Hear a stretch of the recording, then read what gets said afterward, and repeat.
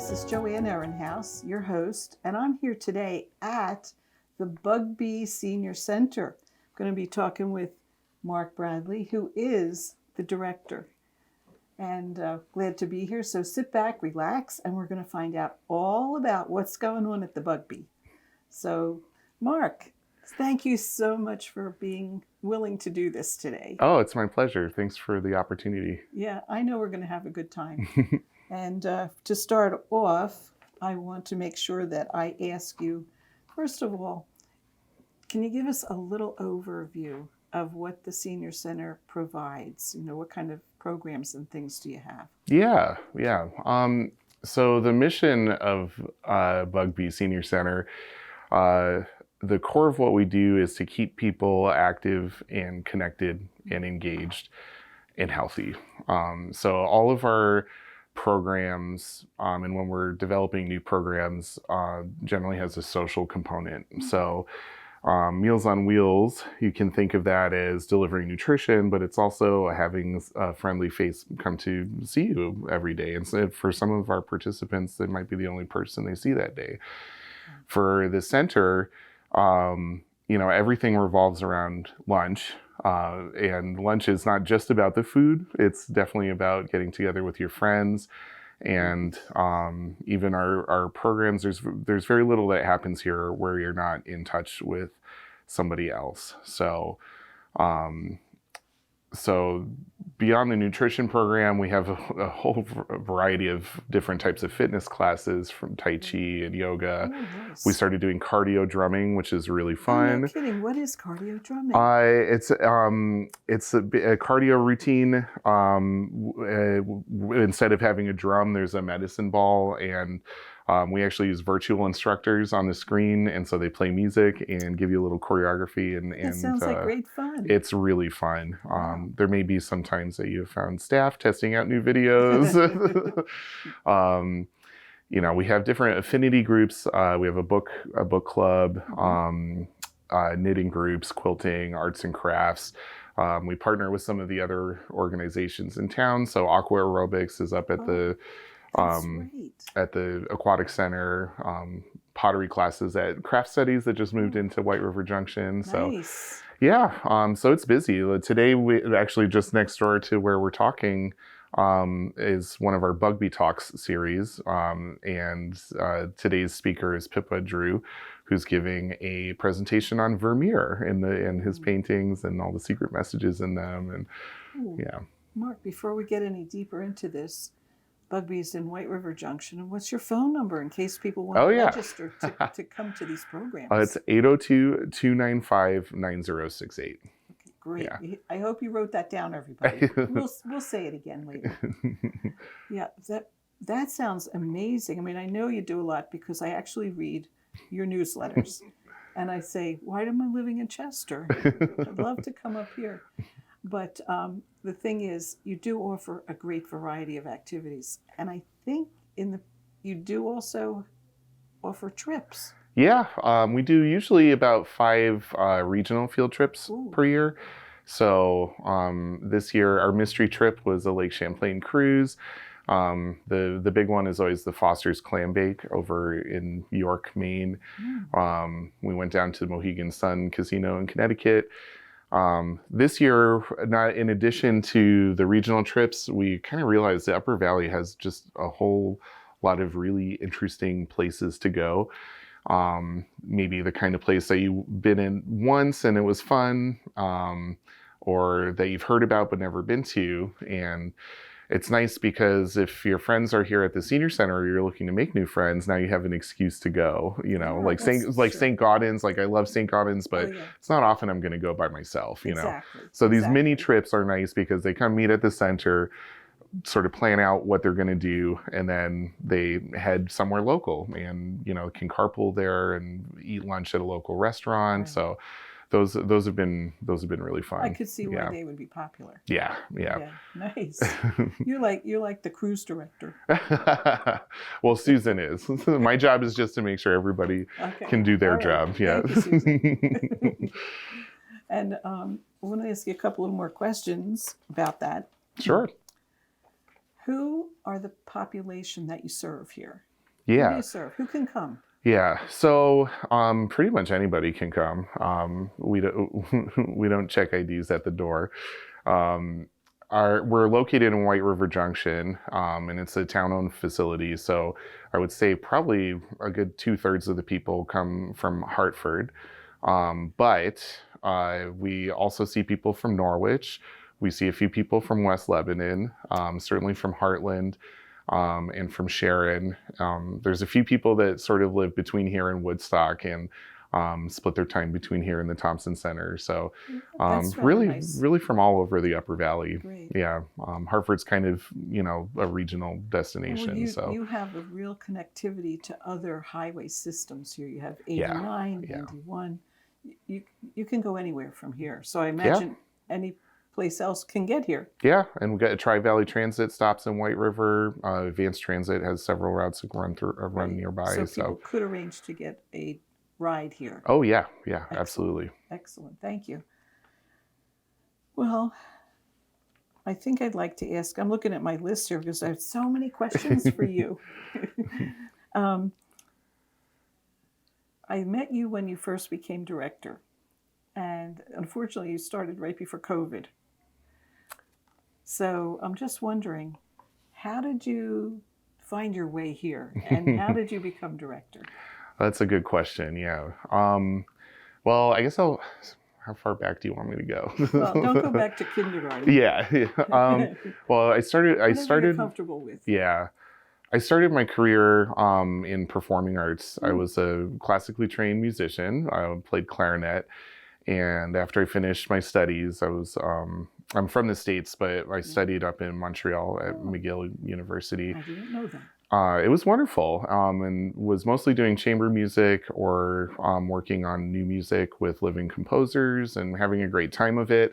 Yeah. As I started to get more involved in organizing recitals and concerts, I found that I really enjoyed working with venue managers and performing arts centers, and it was really interesting to me to talk to them about how they were meeting the needs of their community with the arts, Okay. And so I thought, you know what, this has been really fun. I think I'm still going to play music, but I'd like to get involved in nonprofits. And so I went back to school, did a master's in business administration, majored in nonprofit administration specifically, and then finished that, and I didn't really know what was next. So I went down to a conference in New York City and ran into the director of Lebanon Opera House. And we got along really well, and she had the position of assistant director available, and I went through the process and they offered it to me. And this is only a couple hours from where my parents live, and so I thought, it's been a while since I've been in the country, but why not? And I fell in love with the Upper Valley. It's been just wonderful. That was, I think, almost 8 years ago that I moved up here. So I was at Lebanon Opera House for a few years, and then I got offered to be the director at Town Hall Theater. So it was my first director position. It was gained a whole lot of experience sort of figuring out what my leadership style is and sort of what are my values. And then decided it was time for the next step, and that was February of 2020. So there were not too many things happening in performing arts administration during the start of the pandemic. And so I went back to upstate New York, to the family homestead, to quarantine. And one day I had a rowing machine, and so I spent a lot of time just rowing because there was nothing else to do during quarantine. Oh, you must have been desperate. Yeah. I will say it was nice to sort of reconnect with family. That part's great. Yeah, that was kind of nice. And my mother appreciated having someone to cook. So, but it was, so one day I hopped off the rowing machine and went outside and got a message on my phone, and the message was from a gentleman who I had worked with at the Opera House in the box office, and he said, "Are you looking for work?" And I said, "I don't know what's going on in the world right now, but yes." And he said, "Well, Bugbee Senior Center is looking for a director." And he had been involved here even when he was working at the Opera House. And the way he talked about it sounded like a special place. And I thought, well, it's not really what I was, looking for, but I kind of realized I can't predict the future. And so I thought, why not? So I applied and came here to meet everybody. And as soon as I walked through that door, I realized that this place was special, and that the values that, that I had been learning about myself through my career is what this place is all about. Helping people, keeping people social and connected, and finding interesting things to do, learning new skills, appreciating the world around us. It felt like a good fit, and I'm glad that it happened, because this has been the best job I've ever had, and I haven't looked back. Well, I would agree it's a good fit, and I'm sure that the people here must be patting themselves on the back for hiring you. Oh, well, thank you. Because I know when I first met you, I thought about you, what a really engaging person, knowledgeable, and super creative. Oh, that's so nice of you. Well, it's true, and that's what senior centers need, because sooner or later we're all getting older, we're all aging, and we want to be involved in our community and involved in something that's fun. Yeah. You do a lot of things that are really good for people's health, to keep them active, to teach them different things, to help them learn different skills. But having fun keeps them coming back. Yep. And you've got the secret. Well, I think our seniors bring the fun. They've learned this secret over the years. We're fortunate that the team that we have here at Bugbee is just wonderful. Yeah. Between our volunteers and staff right now, we have people that go almost to the beginning of when Bugbee was first created. So that's amazing. It's awesome. Yeah. It is awesome. We have a great time. Yeah. I think it shows. Yeah. Well, sorry to put you on the spot like that, but I love what you told us. I'd like to also ask you, during COVID, what were some of the experiences you had here, being basically in lockdown? Yeah, it was kind of a dark time. There was, especially being new here. I started in August 2020, so I guess almost 3 years ago exactly. And the center was closed. We were doing Meals on Wheels, and takeout meals. And I remember my first impression, especially considering the risk that people were taking just coming to work.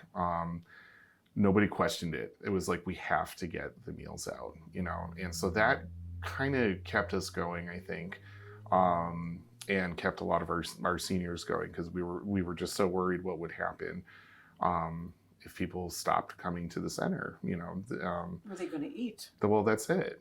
So between the takeout and keeping in touch with people and the Meals on Wheels,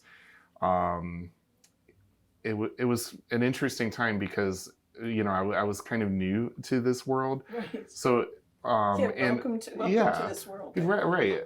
But it was a rare opportunity to really sort of learn what this place is all about, and to assemble the right teams, because we knew that we weren't going to be closed forever. Yeah. To be ready for when people would come back, because we knew that a lot of people were going to want to come back.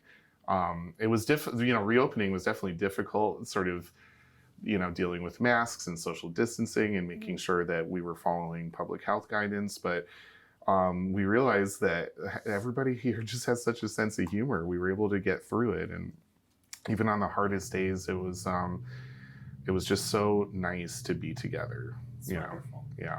And I think having a dedicated staff is like probably 85% of running the center. Oh yeah, absolutely. Right? And even though there was nothing happening here during lockdown, we were still organizing Zoom calls and connecting people with virtual activities and checking in on people. Right. And giving the best information we could find about what was going on, because I think people place a lot of trust in us, and we take that very seriously, That's great, because I know during COVID, there was a lot of misinformation flying around. Oh, yeah. So knowing that they could rely on what you're telling them gave people a sense of security, and probably is why they all came back. Yeah, yeah. Well, it was quite a surge of people that were returned, and it was so fulfilling to go from just everything being so quiet to once again being lively and leaving here and my face hurts because I've been laughing all day. You know, it's been great. Nice. That's a great story, honestly. And I did talk to you earlier about the recent storms we had, and you said, thank goodness there wasn't a big impact here. Oh, yeah. That day was, it started with, oh, I should have brought my umbrella, to starting to realize that this was not good. And so by lunchtime, we realized that we needed to get in touch with people. And so we spent a good part of the afternoon going through our database and anybody living anywhere near a river or culvert, calling them just to make sure they were aware. Right. So they weren't caught by surprise. That's it. Yeah. Yeah. Great. So, and people had a sense of humor. One said, well, does this mean I won't be able to go to aqua aerobics? And we said, well, we'll just bring the aqua aerobics to your front yard, You don't have to go. It's coming to you, Yeah. right? So the hardest part, though, it was just seeing what was happening in other communities. Yeah. And well, Woodstock, and you work pretty closely with them at the Thompson. They really got slammed. Oh yeah, they had to move their entire Meals on Wheels operation to the ski resort just to get the meals out. And we were lucky. I think we had one on all of our Meals on Wheels routes. We have 5 Meals on Wheels routes. We had one detour. That's amazing. We it could have easily gone, 2 more inches of rain. It would have been another story. Well, I'm glad that you didn't have to bail out the center. Yeah. Well, and it was nice to see people come together and share information and, offering help, Well, that's one of the things I think we all experienced through the storms that we had recently. Everybody helped everybody. Yeah.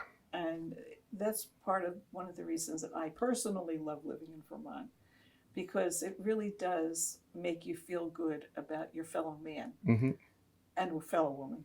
But I'm glad that you didn't have to suffer any emergencies. Right.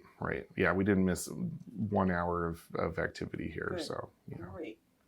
Well, let's go into something more cheerful. I believe that you might have a few stories about experiences here at the center. Any fun stories or observances or testimonials or just silly things that happen? Yeah, well, I like the way that my day starts here. I walk into the office and we all come up with the most ridiculous ways of saying good morning to each other. So starting the day with a laugh is always really fun. It can't hurt. Yeah, with my we have all these little things just to sort of, if I go to the kitchen to grab some coffee, it's like, how's life in the kitchen? Round and round. We have our routine, getting ready for the seniors to arrive. And Malcolm is always the first one. He gets dropped off early in the morning and will sit in the dining room, and just whoever wants to come chat with him, he will entertain you. So he's holding court. Oh yeah, absolutely. Wonderful. Yeah. And then everyone else starts to come in. Locally, yours, the farm share program has been awesome, because we get these new vegetables and we don't even know what some of the vegetables are. And so by the end of the day, because people are coming in from all over to look at the vegetables and take some, I know things about vegetables that I never would have thought of. Isn't that wonderful? Yeah, and people are bringing in recipes. So there's a little, what did we do with garlic scapes? And I didn't even know what a garlic scape was until this summer. So, that's been great. Yeah. Yeah, there's funny things that happen here all the time. So and you're going to continue, I'm sure. Oh yeah. Good. So if you're coming to the Bugbee, be prepared to have a good time. Learn something new about organic vegetables you never thought you'd want to know, and just to enjoy the company of other very nice people too. Yeah, everyone is welcome here. We do everything we can so that if you walk through that door, you feel like you're at the right place, even if you're not sure. I felt it when I came in today. you were busy because I showed up like 10 minutes early, which I'm prone to do. And right away, people said, "Oh, why don't you come over here and work on the puzzle?" Yeah. So I went over and did absolutely nothing positive. I looked at 800 pieces of puzzle and couldn't find any that fit. But you know what? That's not the puzzle's fault. Oh yeah. Well, we got a crew of people that work on the puzzle. So that was really nice. I felt included immediately. Yeah. Good. And I want to ask you to think deep inside your soul. What are your hopes and dreams for the Bugbee Center? I hope that it's still here when I'm ready to retire. I can't imagine a future without having a senior center available. And I think seeing how much of a part of people's lives it is, I want it to go on forever. I see a senior center that is just as busy. I see a place that offers an even wider variety of activities.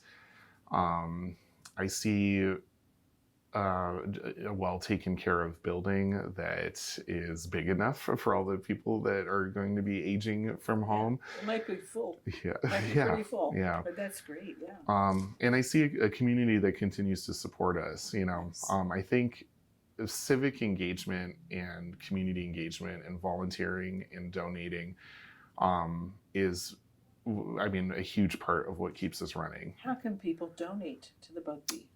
You can give us a call. You can go to our, we have a website, bugbeecenter.org. Yeah. Well, explain it. Yeah, bugbeecenter.org. There's a little orange donate button.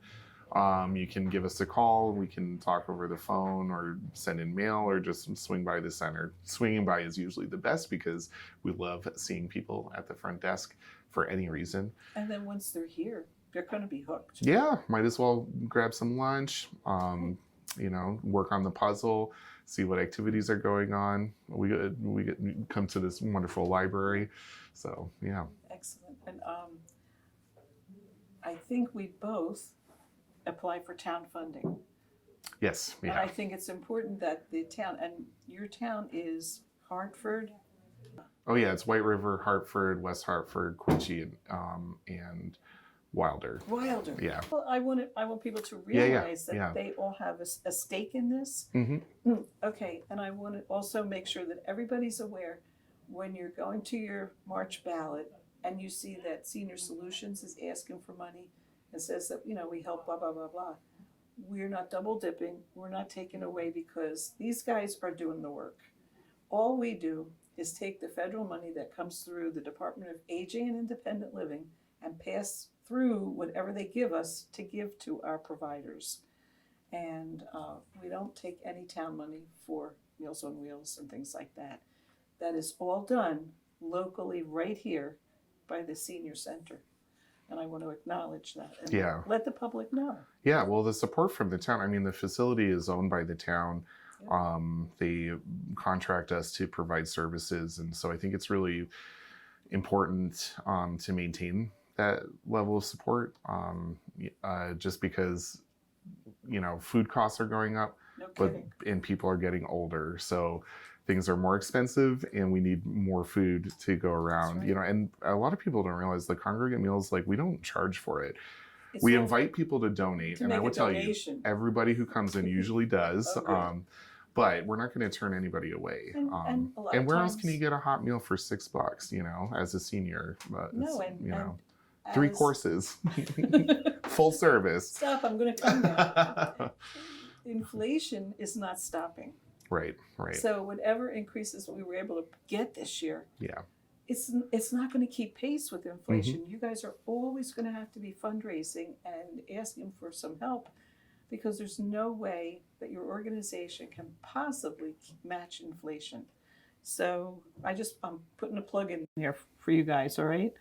Hopefully you'll all help because, like I said before, all of us are not getting any younger. So many of you that are listening to this today are going to be future participants here at the Bugbee Center. And you will be welcome. You will have fun. And, you know, let's hope that Mark is still here when he's like 65. But this is a great place. And I think it's important that we spread the word. Want to give us your phone number again? Yeah, 802-295-9068 or bugbeecenter.org. There you go. Yeah. There you go. And is there anything extra that I probably forgot to ask and you'd love to talk about? Well, we could talk about it all day. I just would invite people to come on down and see what it's all about. Lovely, lovely. Mark, you're so inviting and a lot of fun, and you have a very clear mission and goal. I forgot one thing. Oh, pop it in. We have court time for pickleball. Oh, you do? Where just down at Maxfield Park, but our Bugbee members get first dibs for twice a week. Okay, so all right. if you want to sign up for pickleball, we always have room. You know that's a really hot sport, so come on down. Yeah, right? Susan would kick me if I forgot to mention it. Thank goodness. All right, I guess you have to register? Yeah, just give us a call. Okay. Registration is easy. Usually we just start with your name, town, and phone number and go from there. You don't leave anybody behind. That's it, yeah. Mark, thank you very much. Anytime. It's been a pleasure. Likewise. And I hope we get to do this again. Sure. Great. Yeah. Well, everybody, thank you for listening. And hopefully you'll be watching this. You can also check this. Maybe you'll be able to check it in a while on the Bugbee website. We'll have it on the Senior Solutions website, which is www.seniorsolutions.vt.org. We'll have the link on there. And I'm hoping that the next time I come here, I'm going to have to squeeze through the building to do the program, because there'll be so many people here enjoying the lectures, the games, and all the activities. And pickleball. Well, that's at the park. No, I'm willing to come down, but I probably shouldn't play because I'm really bad. Thanks, Mark. Anytime.